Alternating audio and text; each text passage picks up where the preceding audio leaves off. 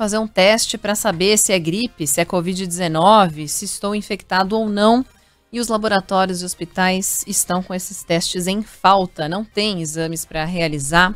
Esta semana, diante do aumento na procura por exames de detecção da Covid-19, representantes de laboratórios de medicina diagnóstica, de redes hospitalares, passaram a priorizar, ter que escolher pacientes, priorizar aqueles com sintomas graves ou que tenham alto risco de contrair a doença para fazer o teste, além das grávidas ou pessoas que serão submetidas à cirurgia.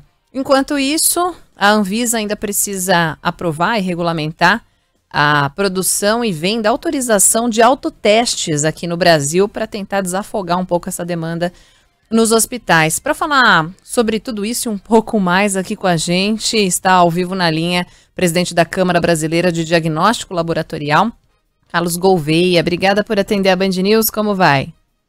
Tudo bem, Débora, é um grande prazer, obrigado pelo convite. É uma honra estar aqui. Obrigada pela gentileza do seu tempo. Bom, tem muitos ouvintes nessa situação, né? Tentando realizar o teste e não conseguem encontrar esses testes nas redes de laboratório e acabam, enfim, se isolando por conta própria, esperando, aguardando uma definição, né?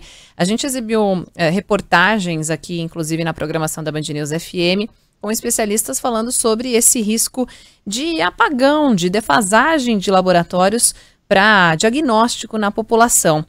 Existe uma previsão, um horizonte que a gente possa ver para reverter esse quadro? Como é que o senhor enxerga esse atual cenário? Bom, na verdade o que acontece? Todos foram pegos de surpresa por um aumento completamente inesperado no final do ano.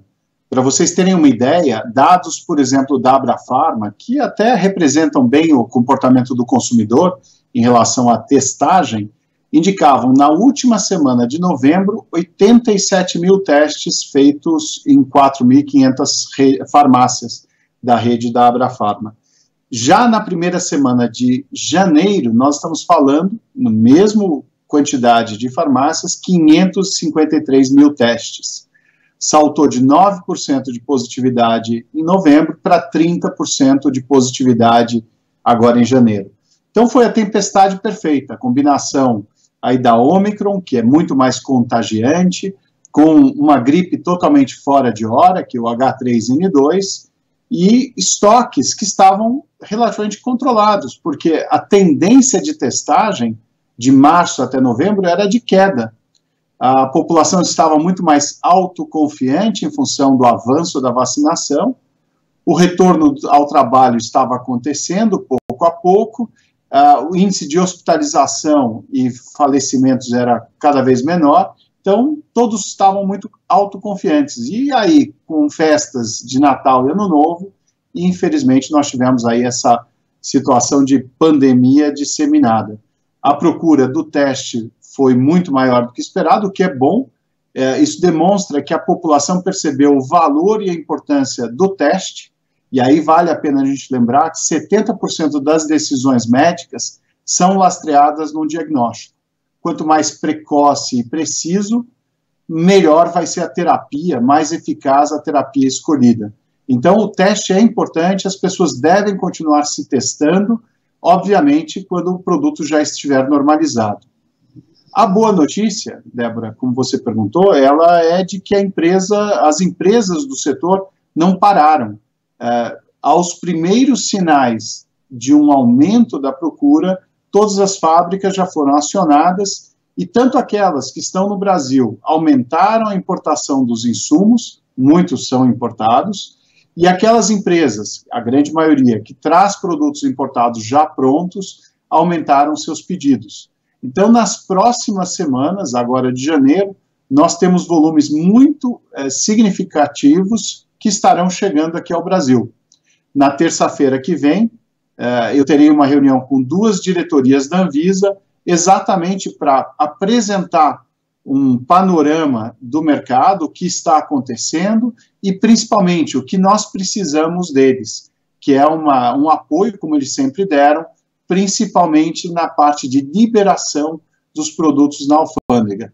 Todos esses produtos são sujeitos à inspeção sanitária na chegada aqui no Brasil, então o que nós precisamos é que isso ocorra no menor prazo de tempo possível, para que os estoques, de fato, se normalizem o mais rapidamente que nós conseguirmos. Pois é, dá para dizer então que a situação será normalizada dentro desse prazo aí das 2 semanas, e para o nosso ouvinte entender, ainda somos dependentes de insumos que dependem de importação, que precisam ser importados? Existe uma produção nacional? Por exemplo, quando a gente falava sobre as vacinas, a gente trouxe muito o termo IFA, né, o insumo farmacêutico ativo para a produção dessas vacinas. Esses componentes são de acesso aqui em rede nacional? Eles podem ser fabricados aqui no país para que a gente fique menos dependente dessas importações? Como é que funciona na prática esse desenvolvimento dos testes?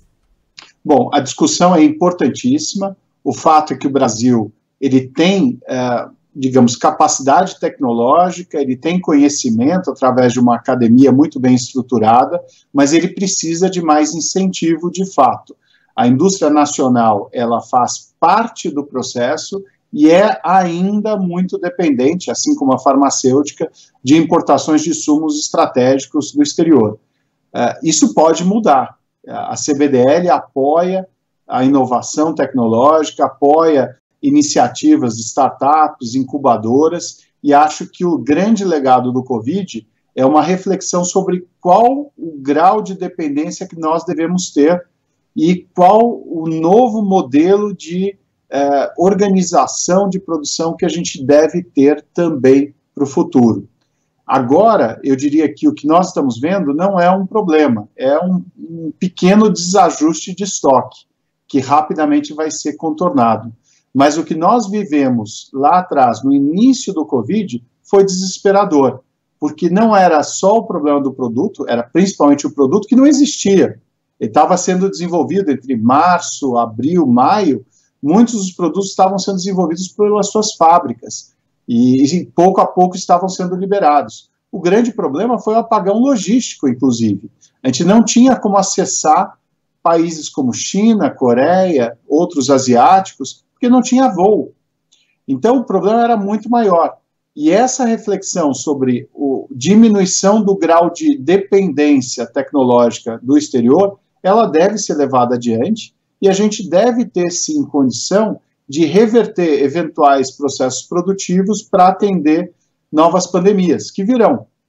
O problema que nós vivemos hoje com o Covid, ele é um problema sério, vai ter fim, mas outras pandemias virão. Por quê? O conceito de saúde única, que a gente chama One Health, onde você tem saúde humana, saúde animal e meio ambiente, todos eles conectados, acabam trazendo novos problemas que seguramente vão afetar. E a gente tem que saber lidar com isso com muito mais velocidade do que foi no caso da Covid.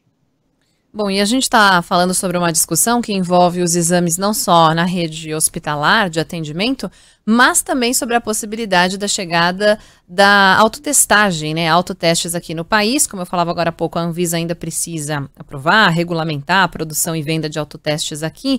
Mas, dada essa aprovação, quando os primeiros autotestes de antígeno para a Covid-19 podem começar a chegar no mercado brasileiro? Há essa capacidade de produção nacional também? E a quem devem ser destinados? A qualquer pessoa? Pacientes devem ser priorizados? Em relação a essa testagem, essa forma de aplicação, né? Existe um risco também de a pessoa aplicar de maneira inadequada e ter um resultado, um falso negativo, por exemplo? Excelentes perguntas, Débora, e agradeço a oportunidade de explicar. Em diagnóstico, não existe a bala de prata, aquele teste que vai resolver toda e qualquer situação única e exclusivamente. O que existem são testes certos, na hora certa, para a pessoa certa e no ambiente certo.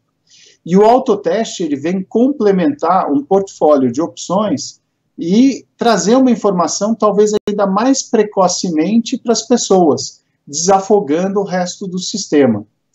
No caso do Covid, nós temos o RT-PCR, que é considerado o padrão ouro na testagem, que ele verifica o quê? O DNA do vírus. Então, ele é usado com aquele swab nasal, nasofaringe ou orofaringe, e ele vai buscar uma amostra em que você conseguiria encontrar esse DNA, a carga viral do próprio vírus, no caso, SARS-CoV-2, e vai indicar entre 2 a 8 dias se a pessoa está ou não com vírus circulando.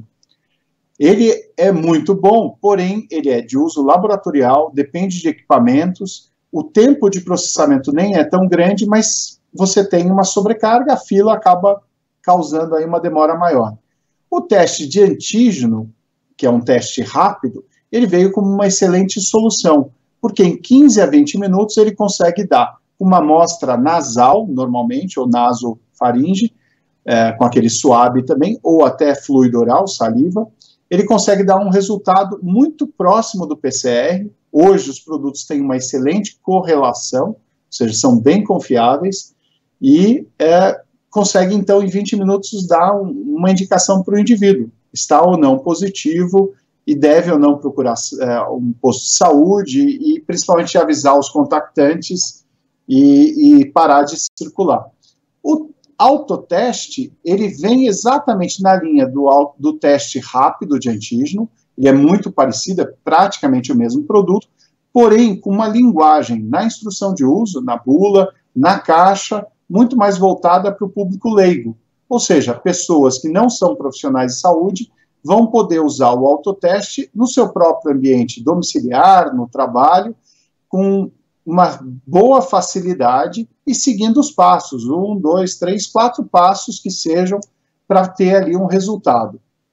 Essa informação, por ser muito mais precoce, ela vai dar condição da pessoa, por exemplo, evitar uma ida desnecessária para um posto de saúde, que provavelmente está sobrecarregado, como nós estamos vendo, ou para uma farmácia, e evitando até exatamente o contrário do que se busca. Se a pessoa fosse negativa e fosse para um posto de saúde, imagina com chuva, todo mundo entra naquele ambiente fechado, pouca circulação de ar, com risco até de aglomeração e contaminação ali dentro.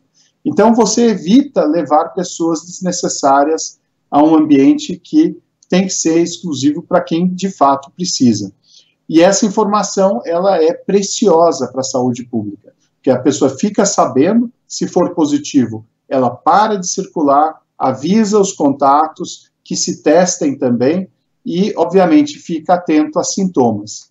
Se for negativo, todo resultado negativo, principalmente no autoteste, ele não garante que seja negativo.